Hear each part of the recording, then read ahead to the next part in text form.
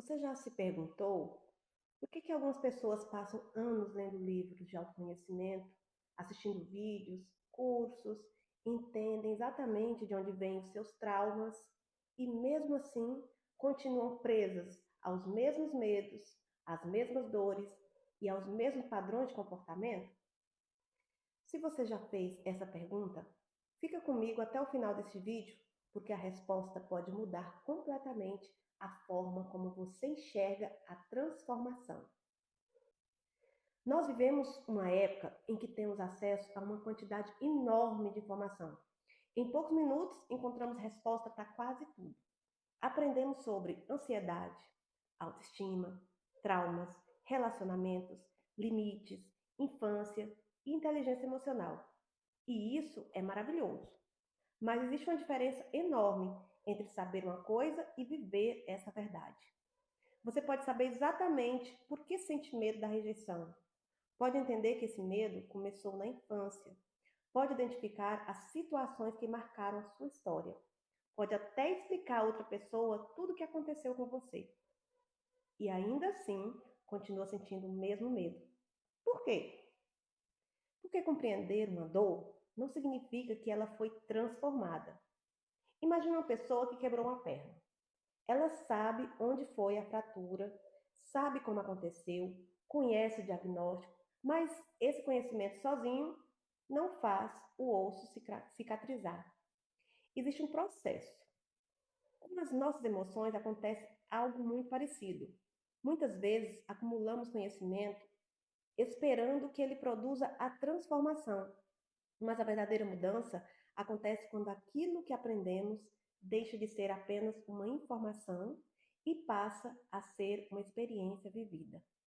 É por isso que algumas pessoas estudam autoestima durante anos e continuam acreditando que nunca são boas o suficiente. Outras aprendem tudo sobre relacionamentos saudáveis e continuam aceitando migalhas de afeto.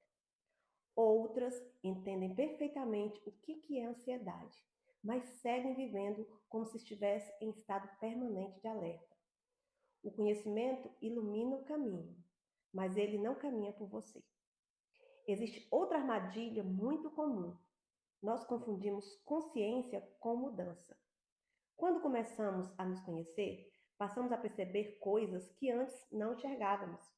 Descobrimos que temos dificuldade para dizer não, que buscamos aprovação, que sentimos culpa quando priorizamos as nossas necessidades, que repetimos comportamentos aprendidos na infância. E essa consciência é extremamente importante. Mas perceber não significa mudar, é apenas o primeiro passo. A transformação começa quando, diante da mesma situação, escolhemos agir de uma forma diferente, mesmo sentindo medo, mesmo sentindo culpa, mesmo sem ter certeza que vai dar certo. Porque mudança não acontece apenas na mente, ela acontece nas escolhas. E escolhas repetidas constroem uma nova forma de viver. Outra coisa que aprendi ao longo da minha caminhada é que muitas pessoas querem se livrar da dor sem passar pelo processo de olhar para ela. Nós fomos ensinados a fugir do desconforto, a fingir que está tudo bem, a ocupar todos os espaços da nossa vida para não sentir. Mas aquilo que é ignorado não desaparece. Aquilo que é reprimido continua existindo. Às vezes em silêncio, às vezes através do corpo, às vezes na ansiedade, na irritação constante, no cansaço, na dificuldade de confiar ou de construir relacionamentos saudáveis. Olhar para dentro exige coragem, porque nem sempre gostamos do que encontramos, mas é justamente neste lugar que também encontramos a possibilidade de reconstrução. Existe algo que eu gostaria muito que mais pessoas compreendessem. Você não precisa se culpar por carregar feridas. Todos nós fomos marcados de alguma forma.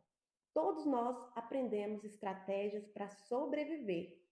Muitas das atitudes que hoje atrapalham a sua vida talvez tenham sido exatamente aquilo que permitiu que você suportasse momentos muito difíceis. Então, em vez de perguntar o que há de errado comigo, experimente perguntar: o que aconteceu comigo para que eu aprendesse a viver dessa forma?